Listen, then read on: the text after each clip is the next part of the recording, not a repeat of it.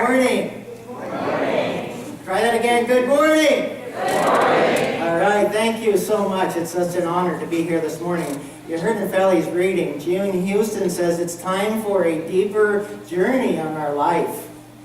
People are losing faith in our economy and all of the world. The world has changed so dramatically. And that is so true. And today I'm talking to you about the transforming power of community, because you have to wonder, is it possible that individually we can transform within community, and can the community itself transform so that something different happens in the world? Part of the mission statement of this center is we co-create an inclusive community. And co-creation implies that we all have a part to play, right? Right. So we can get involved in it. So this morning I'm going to talk to you about 4 laws. 4 universal laws that when you take them in will have the potential to transform your life and the life of this community. So the first law is the law of imagination and design. You know, we are amazing people, amazing human beings. Our brains are filled with billions of neural connections that just ache for us to connect and see what's possible. To step out of our comfort zone, to see what we could actually imagine for our life. What could we design? And when you design something and imagine something, you want to start with the end in mind. And so many people live lives of just normality, if you wish. You see, when you step into imagination and you really look at what's possible, you say, oh, that takes so much courage. And you see the difference, the opposite of courage is not cowardice. The opposite of courage is conformity. Earl Nightingale said that 50 or 60 years ago. And when we conform, we live a life of just, perhaps it's bland, but we all ache for something else. I was in the grocery store the other day, and they have these brand new scanners. Wonderful. Things really work good. And it's one of those stores where when I fill up with gas, they give you a coupon. You know, the guy says, oh, your pump paid you 95 cents today. Really, the pump paid me. It's great. So I keep them all for a couple of months, and I go to the store and I'm buying my groceries and I know I'm going to get a discount. So I give this fellow about 20 of these little coupons the other day, and he looks at me and he says, oh, just a minute. And he runs over to the service counter and he gets a calculator and he starts adding up all my coupons. I said, how come you're doing that? Last time I was in, they just scanned the coupons into the machines. He said, yeah, but these new machines don't work that way. What they did, the old machines worked, but they decided to change the design. And in this design, every time I put a coupon in, it kicks me out of the system. Now that is not good design, right? Because it didn't take into account the user. So when you design your life, design it in a way that serves you and serves your world as possible. It's a place to imagine what could actually be that maybe you've never done before. Now I know that some of you, maybe a lot of you, have reorganized your lives, probably reinvented your life. Some of us have. We've gone through that gut-wrenching context of our life-shearing moments when we've had to reinvent our lives, right? Yeah, some of you know that very deeply. And you know what's required to do that. So when you do that now, do it by your timing, not someone else's. You don't have to be a victim in this idea of designing your life. You can move out of that. So the first law of imagination is let your mind go wild. See what's possible that you want to actually have in your life. And for many of us, that can be very uncomfortable. It can be a time when it feels, oh my God, what am I really doing? I've had those moments, as I'm sure you have, but that's when you know that you might be on the right track, and it really gets you. So the second law is the law of presence. Now, what does it mean to be present in your life? Are you present now? Are your feet on the ground? Are you really here? Or are you worrying about your career, or your health, or your family, or your finances? All of those worries take you out here instead of bringing you present to here in this moment to see what's possible in your life. Have you noticed people are driving faster? I'm glad I don't have to drive the Deerfoot every day. Do you notice that life is speeding up? Do you notice that inside of your body, you might feel like you are going faster and faster? And so that takes us out of presence. And here's the thing that I'm seeing with people that I know, that I come in touch with. There's a huge loneliness in our society today. There is a longing for connection. There's a yearning for how can I open my heart to someone and trust them enough to do that. And that's in the face of all of this technology that says that's going to bring us together and connect us. But with technology, in my opinion, it's a different idea to post something on Facebook than it is to have a conversation with someone. I have recently finished the Power of Your Word course here at Dr. Pat. And one of the aspects of that was so inspiring was that we got to sit down and talk with one another one-on-one. We got to know one another in complete presence and open-heartedness. Now for me, that can be challenging because I learned growing up not to share, not to trust, and to, when you go to work hard. Don't tell anybody what you're doing, but make sure you just go to work. So when you open your heart to someone in presence, you actually provide a gift back and forth to one another. And I'm sure you know, I've probably heard of the mindfulness movement. People are talking about it all over the place. Corporations are bringing it in. But mindfulness is simply just paying attention to what's going on in your life. And today they know now that when you meditate, it actually changes the structure of your brain. Presumably in good ways.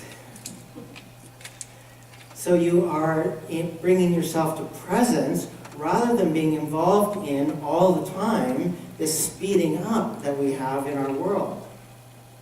So we're really being present to our lives and the lives of others. And this is transforming when you have a community such as this. If we could be present to one another as we greet each other in this morning, as you greeted one another, being present to one another, it's a gift to ourselves and to each other and to the community. But what I see is that with all of this possibility, we seem to be living more isolated. There seems to be a loneliness. And so I'm about bringing forward these laws of helping people to transform themselves, because when you transform and take it on for yourself out of a choice, you actually can make a huge contribution to the world. You see, we as humans have a very specific and special aspect of having choice. And many of us have, in our growing up years, learned to put those choices for our lives aside. We conform to what we think is needed rather than looking at what we need in our presence and for our life. So the third law is the law of forgiveness. Now this is a law that can be challenging for us, but in the law of forgiveness, those things that you hold on to will hurt you. When we hold on to anger or resentment or fear, they will hurt us. And so for me, when I was, as I said, taught to work hard growing up. So I worked hard and worked my way up into an executive position in an international company. And I was with them for 10 years. And I had also learned that when you're putting yourself to work, you make other things secondary. My family became secondary, my time, my health. And then without notice, I was fired.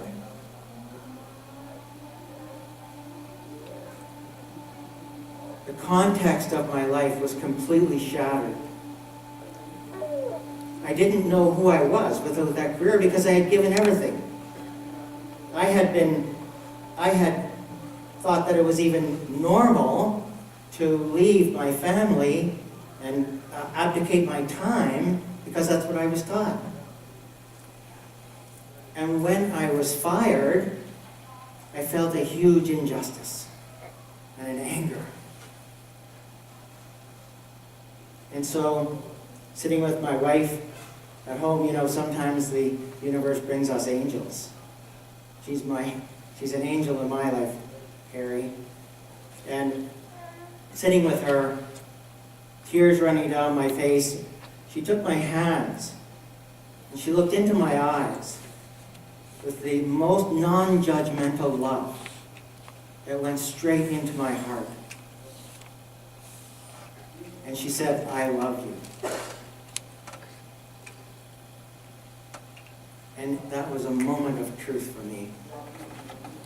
I had forgotten how to open my heart to the most important person in my life, to have the relationship that I longed for, because I had learned something else.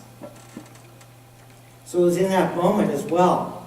She said, "Did you just realize what happened there?" I said, "No, what happened?"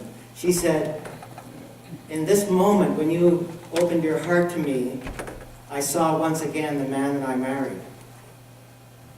And that moment I knew that I needed to forgive any injustice that I thought had been done to me.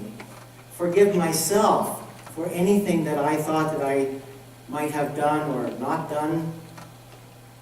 Because the forgiveness does not mean that what was done to us is moral or just or right. But what it does is it frees our heart to get on with our life, rather than staying anchored to the past." And in that moment, I started working with people from my heart. That was my moment of truth. And I've gone on from there to work with people in that way. Forgiveness. If you're holding on to something this morning, against someone or something, I encourage you to let it go. To forgive. To free yourself, not to free the other part of it. The fourth law is the law of unification. And I want to read you something that Ernest Holmes said. He said, "All nature waits on man's self-recognition, and it is always ready to obey his will. But he must use nature's forces in accordance with her laws. In the meditation this morning, Feli said, I am, and it is enough. God is. You are. One love, one mind. Neither created nor destroyed, but always present. Imagine in this unification, imagine how powerful you are in your choices. Imagine for a moment that you're a farmer, and you have this beautiful, rich field. It's available to grow whatever you plant. And in one hand you have wheat seeds that will flourish and provide food. And in the other hand you have dandelion seeds. And you plant them both. What do you think happens? You get dandelions and you get wheat. Why? Because the land does not care what you plant. What you put into your mind does not go in with judgment. It just goes in the way you put it in. If you put negative thoughts, worries, fears into your mind, you're going to get worries, thoughts, and worries and negativity back in your life. That's how the law works. The law has no judgment as to who you are or what your history is or where you think you're going. But when you set it up in one that says, I am, God is, we are, I am a divine expression of the one love. And we come to know that and come to see and experience that unification.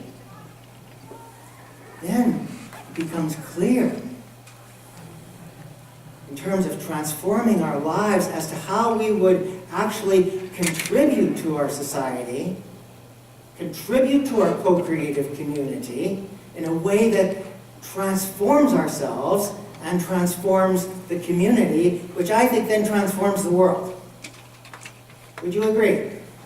Yes. It's possible. Do you think it's possible? Yes.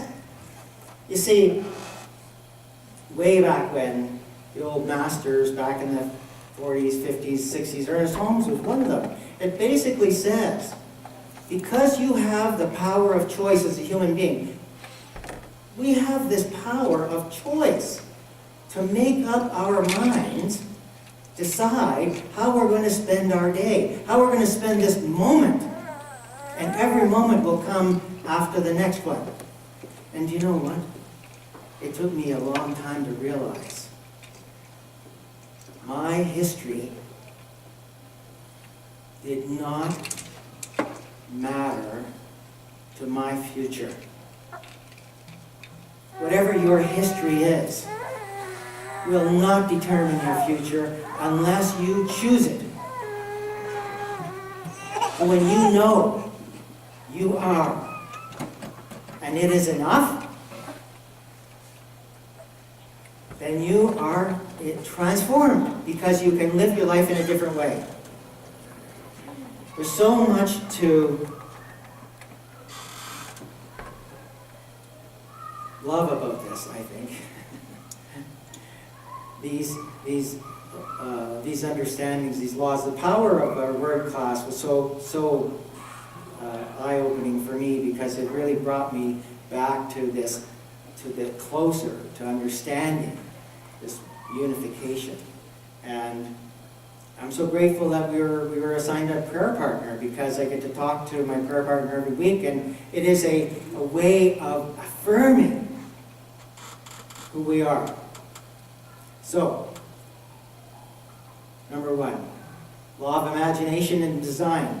Go outside the box and see what's possible. Design something for your life that's going to have a picture, even though you don't know all the steps, have a picture of where you want to go. You start with the end in mind. Otherwise, you have a life of default. And some people do. Better, I think, perhaps a better choice to have a life of design. The law of presence. Become present in your life so you know who's showing up in front of you and who's showing up inside of you. so that you can know for yourself how you are in that moment, checking in. How are you doing? And there are various skills around that. Mindfulness is one of them, meditation. I walk my dog. I have this huge sheepadoodle. You know what those are? Sheepdog poodle cross, 76 pounds of energy. But when we take a walk, he doesn't look at me and stop and say, hey, what are you doing? He's just there loving me and loving his walk. He's totally present to the moment, especially if there's rabbits around. The law of forgiveness. If you are holding on to something, if you have a grudge against someone, if you're dragging around an anchor of resentment, I suggest that you let it go today. Make yourself free again to contribute to your own life and to this community. And then study the law of unification. Study the connection you have with universal oneness, with the universal love, with the one mind, and know that you are, I am, God is, we're here. And what I know for you this morning is, you are, and it is enough. And so it is.